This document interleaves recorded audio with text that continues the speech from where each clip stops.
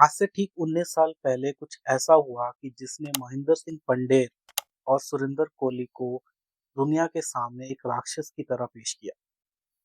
ये वही दो नाम हैं जिनका नाम निठारी किलिंग के साथ जुड़ा। वही निठारी किलिंग जिसने ना सिर्फ देश को हिला के रख दिया पर साथ ही साथ इंसानियत से भरोसा भी उठा दिया। ये केस अनोखा इसलिए है क्योंकि इसमें दोषियों को सजा तो मिलती है पर फिर 19 साल बाद उनको बाइज्जत बरी कर दिया जाता है।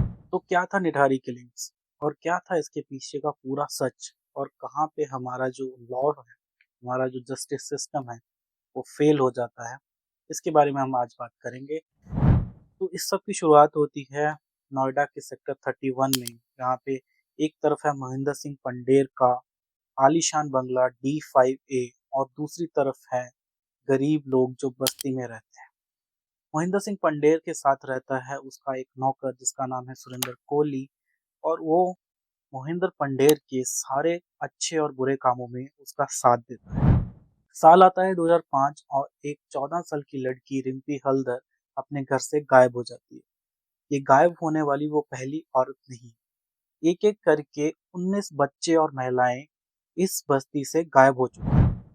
जब निठारी की इस छोटी सी बस्ती से ये गरीब माँ बाप पुलिस स्टेशन जाते हैं तो उनको वहां सामना करना पड़ता है करप्ट पुलिस ऑफिसर्स और नेग्लिजेंस का।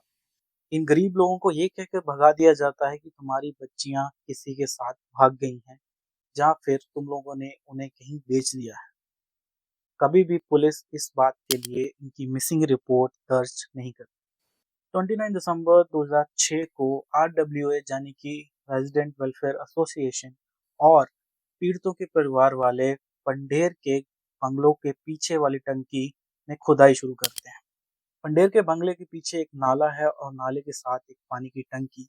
जब इनमें खुदाई की जाती है तो लोगों को पता चलता है कि यहाँ पे बच्चों की हड्डियां, कपड़े, उनके कंकाल सब कुछ मौजूद है। इन खोपड़ियों और इन हड्डियों की जांच एम्स से करवाई जाती है और एम्स अपनी रिपोर्ट में ये पुष्टि करता है कि 19 लोगों के अवशेष मौजूद हैं।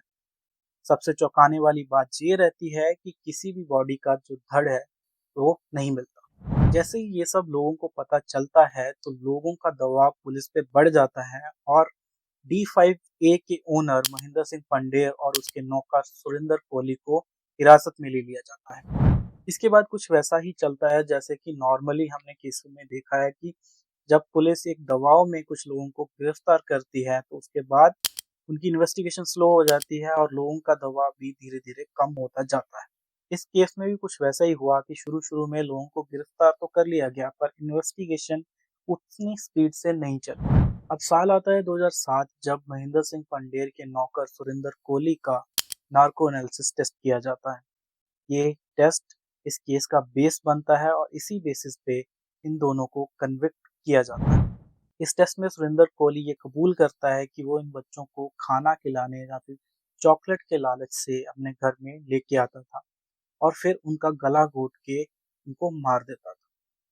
महिलाओं के साथ तो उससे भी बुरा सलूक होता था, वो उनको मारने के बाद उनके साथ सेक्स करता था। इसके बाद वो इन बॉडीज को अपने वॉशरूम में लेके जाता था और कसाई के जैसे काट देता था। इस टेस्ट में इससे भी भयानक डिटेल ये थी कि सुरिंदर कोहली ये कबूल करता है कि उसने कुछ लोगों का मांस जो है प्रेशर कुकर में डाल के पका कर खाया है।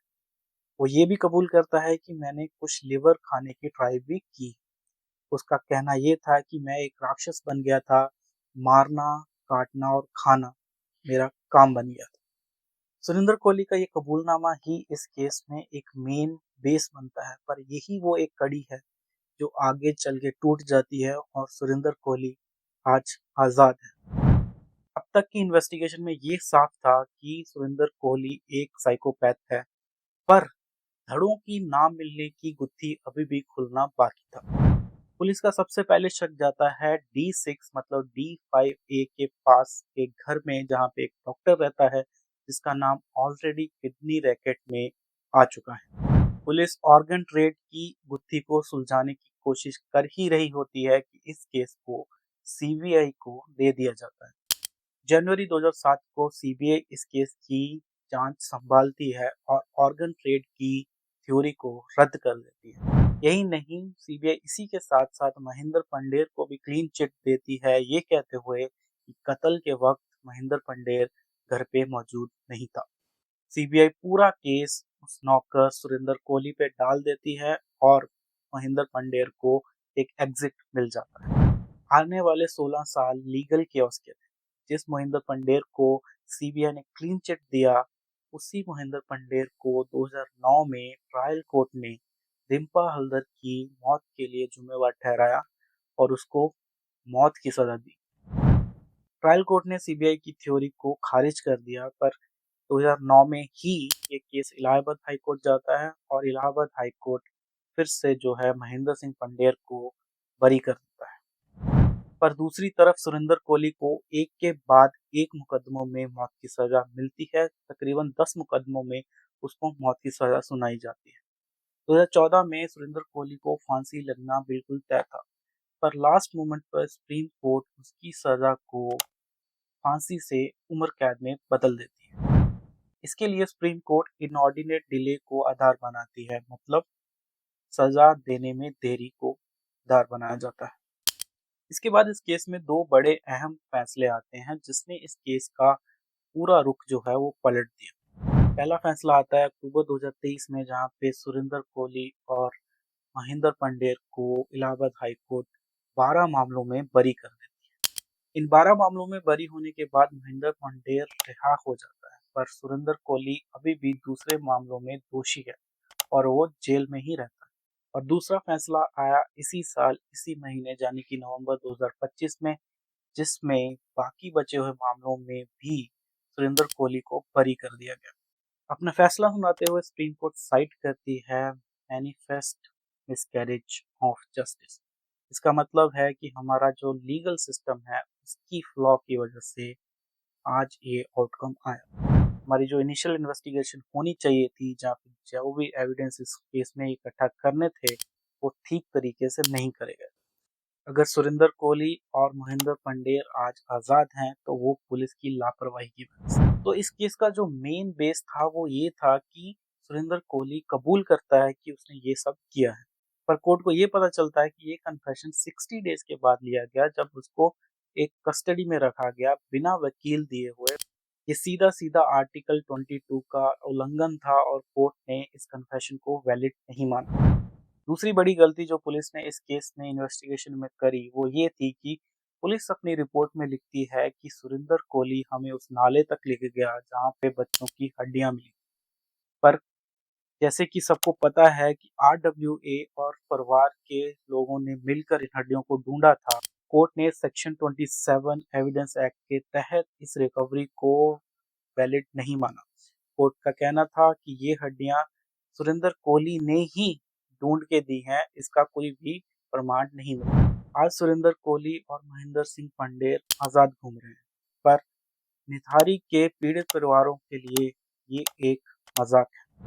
जब सुरेंद्र कोहली की रिहाई की खबर आई, तो एक पीड़ित मां ने दर्द से ये पूछा कि हमें इतना तो बता दो कि किस भूत ने हमारे बच्चों को मारा है। निठारी केस एक मर्डर मिस्ट्री नहीं है, ये एक सबक है हम सबके लिए। ये एक सबक है इन्वेस्टिगेशन से जुड़े हुए सब पुलिस वालों के लिए कि दबाव में शुरू करी हुई जांच को सही तरीके से या सही ढंग से करना कितना जरूरी है। ये एक सबक है हम जैसे आम लोगों के लिए, क्योंकि जब भी कोई ऐसी घटना आती है तो पहले कुछ महीने हम इमोशनल होते हैं और न्याय की मांग करते हैं, पर जैसे ही कुछ दिन बीतते हैं तो हम चीजें भूलना शुरू कर देते हैं। निठारी का असली कातिल आखिर था कौन? इस सवाल का जवाब हमें अब कानून की किताबों में तो बिल्कुल नहीं मिलेगा। आपका क्या विचार है इस केस के बारे में? क्या ये कानून की जीत है या फिर न्याय की हार? मुझे कमेंट सेक्शन में जरूर बताइए और ऐसे ही ट्रू क्राइम स्टोरीज देखने के लिए मुझे सब्सक्राइब कीजिए। जय हिंद।